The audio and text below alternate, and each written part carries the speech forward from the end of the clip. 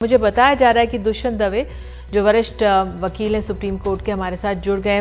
दुष्यंत जी, धन्यवाद जुड़ने के लिए, समय देने के लिए। आपका इंतजार किया जा रहा था एनडीटीवी इंडिया के दर्शकों द्वारा।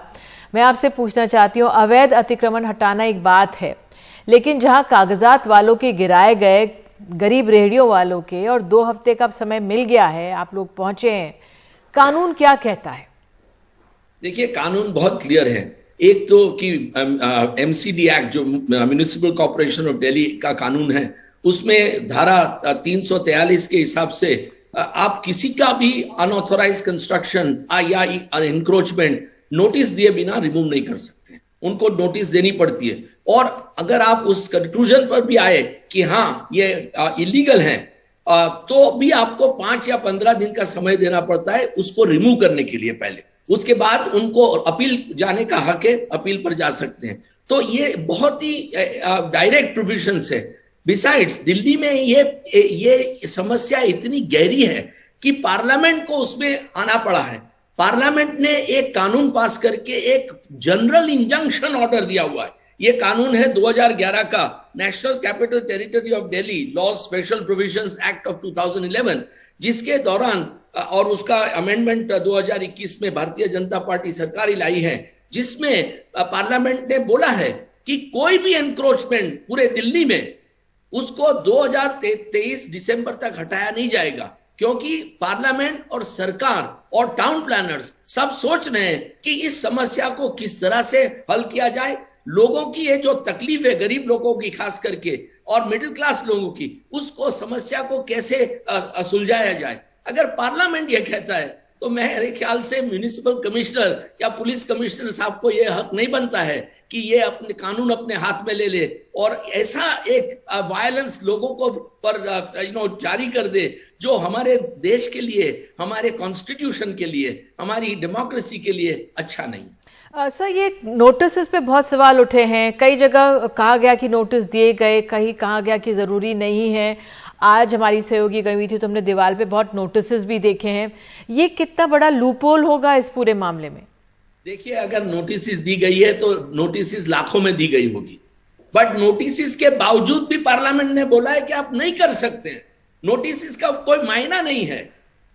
पार्लियामेंट का कानून जो है ये एमसीडी के कानून से ऊपर करके पार्लियामेंट ने दिया है। पार्लियामेंट ने बोला है कि कोई भी ऑर्डर हो किसी का, कोई भी इवन कोर्ट का ऑर्डर हो डिमोलिशन हटाने का, फिर भी आप उसको हटाएंगे नहीं। इससे ज्यादा क्या हो सकता है? पार्लियामेंट ने दिल्ली के लोगों के लिए अपनी एक हमदर्दी जताई है। उस हमदर्दी का भी आज अगर सिविल अथॉरिटीज और पुलिस अथॉरिटीज उसका भी अपमान करे तो उससे ज्यादा देश के लिए क्या दुख की बात हो सकती है? जी सर, जो दूसरा पक्ष है उन्होंने कहा है कोर्ट में कि हमने खरगोन में, क्योंकि सवाल किया गया कि आप मुस्लिम्स को टारगेट कर रहे हैं, तो कोर्ट में उन्होंने कहा कि खरगोन में हमने 88 हिंदुओं और 26 मुस्लिम्स को मतलब वहां पे अवैध संपत्तियां गिराई हैं। जहांगीरपुरी में आप लोगों ने क्या पाया याचिकाकर्ताओं द्वारा, या जो आपके पक्ष लोग? जी निधि जी, मैं इसमें जाना नहीं चाहूंगा, क्योंकि हर एक नागरिक, फॉरगेट द रिलीजन, हर एक नागरिक का एक हक बनता है कि उसको कानून से एक जो बेनिफिट मिला है, कानून की एक जो छत्र छाया मिली है, उस छत्र छाया का वो उसको उसके नीचे आराम से रह सके, उसको कोई डर के बिना रह सके। तो हर एक नागरिक, हिंदू हो, मुसलमान हो, सिख हो, पारसी हो, क्रिश्चियन हो, कोई भी हो, गरीब हो या अमीर हो, अगर कानून बोलता है कि नहीं ये आप नहीं कर सकते, तो बस आप नहीं कर सकते। तो किसी को भी इसमें नुकसान हुआ है, हिंदू मित्रों को हुआ है, मुसलमान मित्रों को हुआ है, किसी को भी हुआ है, नागरिक है, और नागरिक के होने के कारण उनका जो हक बनता है, उस हक को आप इस तरह से छीन नहीं सकते हैं। ये इससे खराब कोई भी सरकारी एक्शन नहीं हो सकता है, क्योंकि एक जगह आप जैसे फेक एनकाउंटर्स करके जिंदगी ले लेते हैं, यहां आपने ऐसा एक्शन करके इसके ऊपर से अपना घर की छत्रछाया ले ली, उसके बिजनेस लाइवलीहुड हटा दिया। ये सब चीजें हमारे लिए अच्छी नहीं है, क्योंकि देखिए हिंदुस्तान एक बहुत ही ऐसे मौके पर है आज कि दुनिया का सबसे अच्छा देश बन सकता है। उसके लिए हमारी डेमोक्रेसी को इंटैक्ट रखना हमारे लिए बहुत जरूरी है। उसके लिए रूल ऑफ लॉ बहुत होना चाहिए देश में, उसका पालन होना चाहिए। इसलिए मैं समझता हूं कि इस केस में प्रधानमंत्री को खुद इंटरवीन करके, क्योंकि प्रधानमंत्री बहुत बार बोलते हैं कि इस देश को महान बनाना है, प्रधानमंत्री को इंटरवीन करके इन लोगों को रोकना चाहिए, बताना चाहिए कि ये जो आप कर रहे हैं नागरिकों के खिलाफ ये अच्छा नहीं है, क्योंकि इसका रेमिफिकेशंस बहुत बुरा हो सकता है देश के लिए और इंटरनेशनल एरिया में हमारा नाम बहुत ही खराब होगा, जो जरूरत नहीं है हमें, जो जरूरत नहीं है। सर, आप ऐसे केसेस हमेशा बहुत उठाते रहते हैं जो बेआवाज लोग हैं, लेकिन इस मामले में वे फॉरवर्ड क्या आपको नजर आ रहा है? 2 हफ्ते की तो राहत है, लेकिन अवैध संपत्ति की बात भी आ जाती है, तो what is the way forward? देखिए, इसमें अल्टीमेटली मैं तो आज से नहीं, पिछले 30 साल 35 साल से वकालत में किसी को भी अगर मदद की जरूरत है तो मदद करता हूं। मैं साल में 50-75 केसेस प्रो बोनो यानी फ्री ऑफ चार्ज लड़ता हूं, जिसमें मिलिट्री वाले होते हैं, डॉक्टर्स होते हैं, टीचर्स होते हैं, वर्कर्स होते हैं। और मैंने हर एक, जैसे दंगे फसाद हुए, जैसे 1984 दंगे हुए, उसमें मैंने सिख कम्युनिटी की बहुत मदद की। अभी फार्मर्स एजिटेशन हुआ तो मैं उनका प्रिंसिपल एडवाइजर था, वकील था।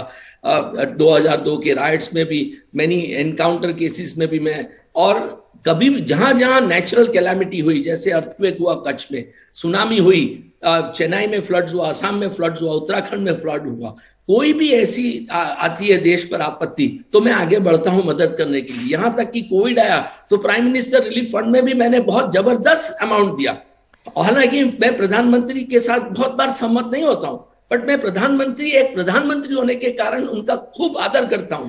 और अगर प्रधानमंत्री सोशल मीडिया पे अब बहुत तमाम सवाल हैं, और जिस तरह से दोनों समाजों के बीच एक दरार और खाई बनाने की कोशिश की जा रही है, जमायत का इसमें भी एक रोल है। उनका क्या रोल है, क्योंकि उनके भी वकील वहां पे सुप्रीम कोर्ट पहुंचे थे, जरा बताइए। देखिए मैं भी उनके लिए, ये सब चीजें मैं जाना नहीं चाहता हूं। इसमें कोई हिंदू मुसलमान का मसला नहीं है।